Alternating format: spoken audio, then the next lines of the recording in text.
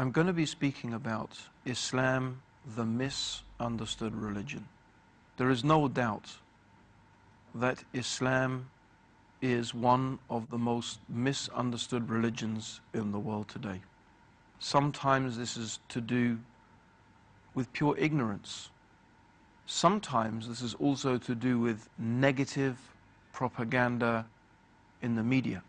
Sometimes perhaps it is that people don't want to know the truth about Islam. But my objective is, over the next few series of programs, to explain some of the things that are commonly misunderstood about Islam and Muslims. And so I've chosen for the topics some common ideas and some common concepts that are often misunderstood about Islam and Muslims. The first being Allah. The first topic I want to talk about is, who is Allah? What is Allah? Is Allah the same God of the Bible, or is Allah a different God? Then I want to talk about Islam. What does Islam mean? What is the religion of Islam really all about? The other topic I'm going to be discussing is the Sharia. What is the Sharia? The fourth topic I intend to discuss is the topic of women in Islam. And then also I intend to discuss the topic of jihad. These topics cover some of the most commonly misunderstood aspects of the religion of Islam. So let's talk about Allah. Is Allah the same God of the Bible? Is Allah the same God of Moses, of Abraham, of Jacob, of Jesus? Or was Muhammad, may God's peace and blessings be upon him, calling people to worship a new God, a different God? First of all, let's examine the actual name of God, Allah, in Arabic. People who are experts in the Arabic language have given various meanings and interpretations for the origins of the name Allah. But one of the best explanations, and that has been given by the great scholar Ibn Taymiyyah, he mentioned that Allah is a composite of two words in Arabic. Al, which means the, Illah, which is a deity. And Illah in Arabic is anything which is worshipped, anything in which people put their faith and their hope and their trust and they worship it. This is an Illah, a God or a deity in English. So Allah is a composite of two words in Arabic. Al, the definitive article, the, Illah, a deity, Al-Illah. And from that to Allah. So therefore the word in Arabic means the God, the deity. It is very clear from the Quran that Allah is the creator, the sustainer, the controller of the heavens and the earth. And this was a fact that was acknowledged by the pagan Arabs. The pagan Arabs in the time of Prophet Muhammad, who used to worship 360 idols around the Kaaba, never actually had an idol or an image of Allah. Allah subhanahu wa ta'ala alludes to this in the Quran, where he says, "Kul ma rabbus samawati sab'a wa rabbul arshil azim sayaqulu lillah," which means, say, O Muhammad, to the pagans, to the idol worshippers, Allah in the Quran is telling the Prophet Muhammad to ask this question to the idol worshippers: who is the Lord of the seven heavens? Kul ma rabbus samawati sab'a. Who is the Lord of the seven heavens? Wa rabbul arshil azim. And who is the Lord of the glorious throne? Sayaqulu lillah. They will say it is Allah. In other words, the pagan Arabs knew that Allah was the Lord of the seven heavens, that Allah was the Lord of the glorious throne. In other places in the Quran, Allah subhanahu wa ta'ala asks the Prophet Muhammad to require of the pagan idol worshippers similar questions. For example, who sends down the rain from the sky? Who causes the crops to grow? Who causes that which is living to die and brings that which is dead back to life? In all of those instances, it is said in the Quran, "Siyaqulillah." They will say it is Allah.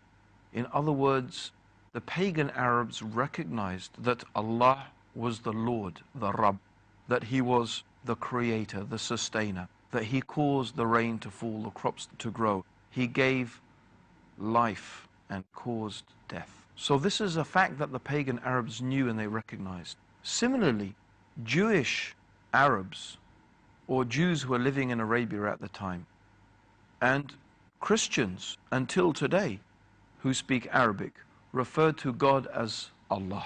If one is to open the Bible, which is written in Arabic, then you will find that the Bible in Arabic also refers to God as Allah. In fact, the very word Allah is very similar to the words used in Hebrew, which of course is the original Mosaic language, and Aramaic, which most scholars agree was the language of Jesus. Then we find that various words are used for God in Hebrew, including El, Elo, Allah, Elohim.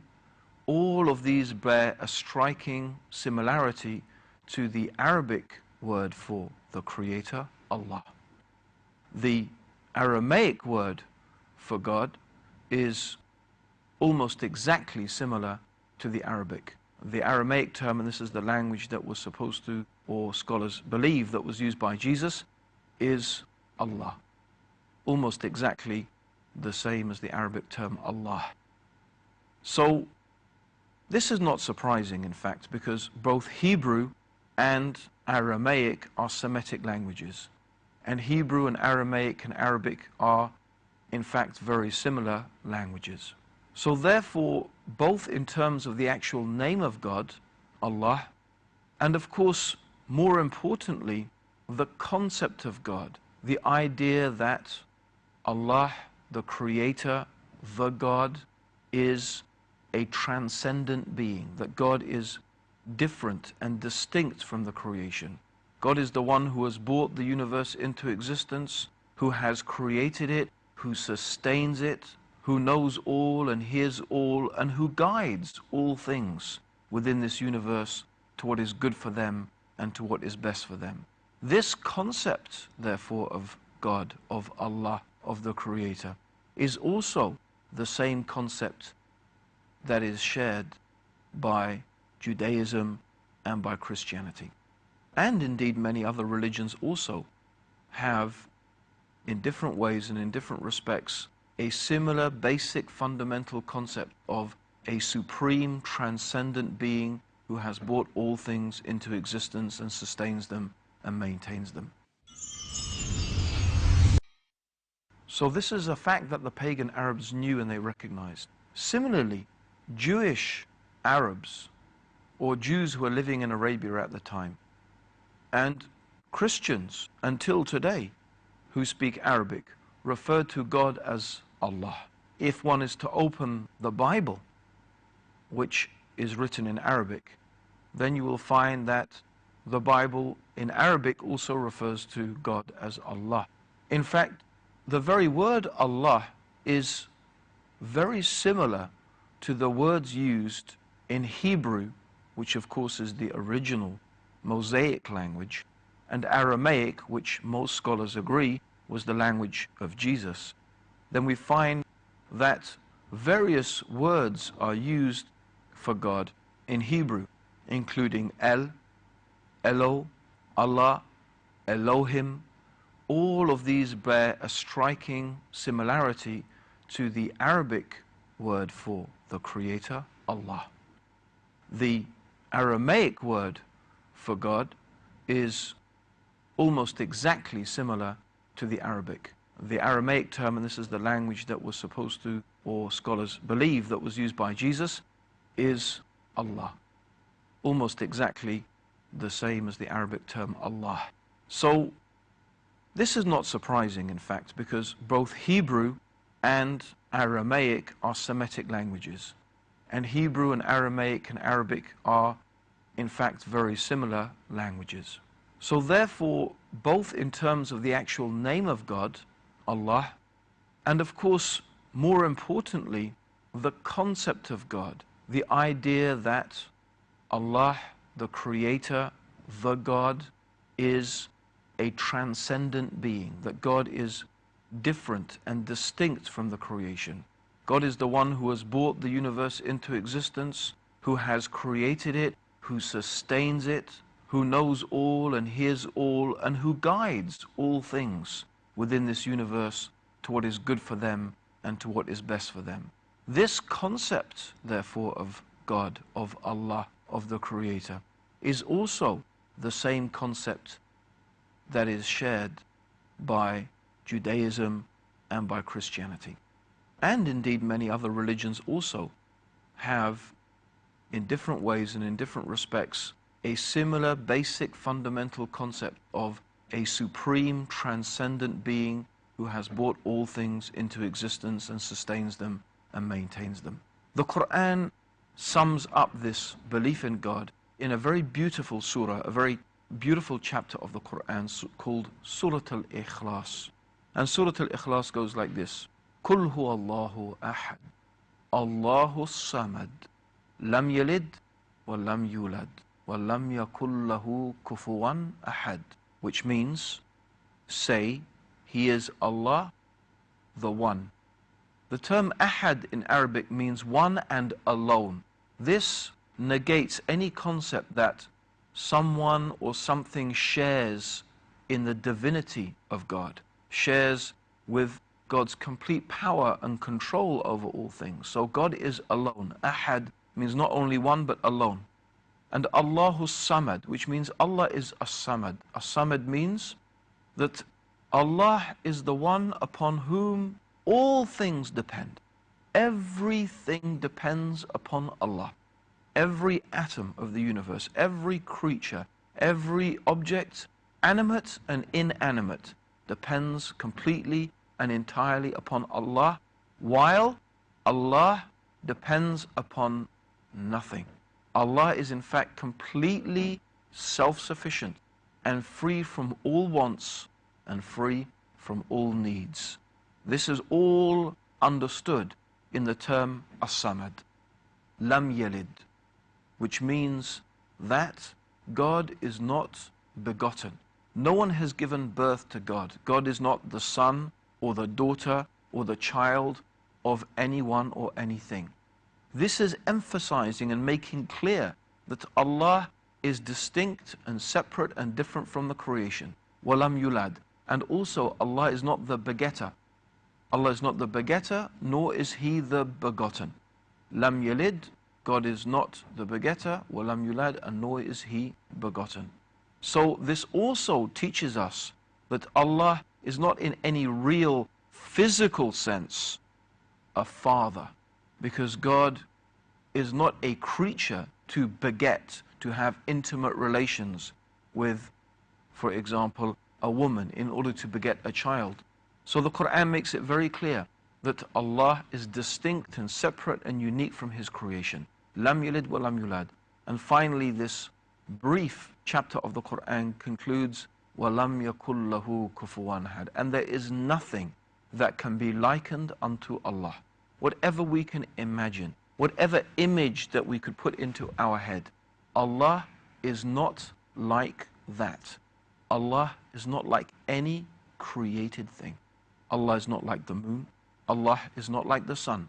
God, Allah, is not like a human being or like an animal. Allah is not like an existing created thing, nor is Allah a combination of created things, because some people may imagine that God is a combination of created things, maybe with the body of a human, the legs of an animal, the head of another animal. No, Allah is not like a created thing or a combination of created things. And since the only things that a human being can actually imagine, the only things that we can actually imagine are created things. We can only ever imagine in our heads and envisage something either that exists in reality, for example, say, like a lion or a rat or the sun or the moon. We can envisage these things that actually do exist, or sometimes human beings can create images that are, or ideas of creatures or things that don't actually exist, but they are in fact a combination of things that do already exist. But Allah is not a created thing. Allah does not look like any created thing. Allah is unique. In fact, to even imagine that Allah, to even imagine that the Creator, to even imagine that God is like a created thing is an insult to God. It is an insult to God. I'm sure no one of us would like to be called a piece of dirt. No one of us would like to be called an insect, a cockroach, a rat. None of us would like to be referred to in these terms. So how about, therefore, if we imagine or envisage that Allah, the Creator, who is unique, who is Al-Akbar, who is greater than anything we can imagine, that we refer to Allah in terms or in a manner that we describe Allah as being like a created thing? This is insulting to Allah. This is insulting to the Creator. In order to really try and understand how great Allah is, I want to finish by mentioning a saying of Prophet Muhammad. The Prophet Muhammad, may God's peace and blessings be upon him, said that the universe compared to the kursi, the kursi means literally in Arabic, it could mean a chair or a pedestal. I'm sure you must be familiar, or you must have seen pictures, or maybe even seen a throne that a king sits on. The king sits on a throne and the king puts his feet on a pedestal. This is what they call in Arabic a kursi. The Quran tells us that Allah subhanahu wa ta'ala has a kursi, a pedestal. And this kursi is compared to the universe rather, compared to the kursi, is like a ring. You know, imagine a ring. And you take this ring and you throw it in the desert. The universe is like this ring. And the kursi is like the desert. That is how vast just the kursi or the pedestal of Allah is compared to the universe. And by the way, scientists tell us that our universe is 10 billion light years across. 10 billion light years. That's a distance so vast we can hardly imagine. So for us the universe is huge, but in reality it is like a ring thrown in the desert compared to the kursi. And the kursi is like a ring thrown in the desert compared to the throne of God, the arsh or the throne of God. So that means our universe is like an infinitesimally small speck compared to the throne of God. How about then God himself? It is beyond imagining how great God is. And if we understand this fact, if we understand this truth, then we must also understand why it is insulting to Allah that we should refer to the great, wise and powerful Creator of the heavens and the earth as being like or compared to or similar to some created being. In fact, this is a crime that is so severe. It is a crime that is so terrible in the sight of Allah that if a person dies and meets Allah on the day of judgment, which is the day when Allah will gather all human beings together, after all the human beings have died, God will recreate us and God will question us about all that we have done in this life. If a person has died imagining or believing or making some equals or partners or rivals with God, or imagining or believing that Allah is like something in this universe, or imagining that something in this universe is equal with Allah, they have made such a grave insult to Allah. They have made such a grave insult to the Creator of the heavens and the earth that He will never forgive that person. The Quran tells us that Allah could forgive any sin that He wishes on the day of judgment, but He will not forgive that we have ascribed partners and that we have ascribed rivals and equals to Him. In fact, the Prophet Muhammad told us that on the Day of Judgment, Allah subhanahu wa ta'ala will bring a person. And this person had enjoyed so many things in this world. And Allah will ask this person, if you had the world and everything in it twice over, imagine that, everything in the world, all the palaces, all the food, all the wealth, all the riches of this world, would you ransom it now to save yourself from the hellfire? And when the person hears that, they will say, yes, my Lord.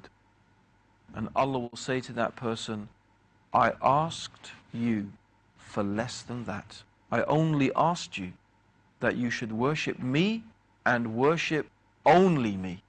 This is what Allah subhanahu wa ta'ala wants. Allah wants us to recognize His greatness. Allah wants us to recognize His oneness.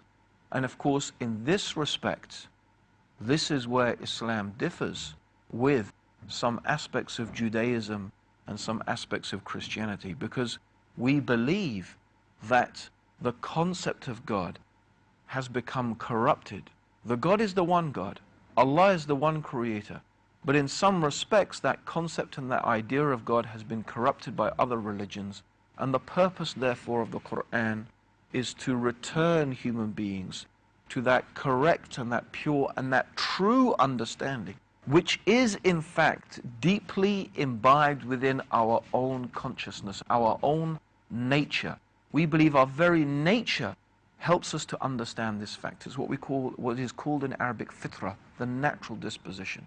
And that is why in times of trouble, in times of distress, when we really think everything is going to fail us, then that is the moment that we remember God and we call upon God completely, believing in only the Creator is going to help us and going to save us.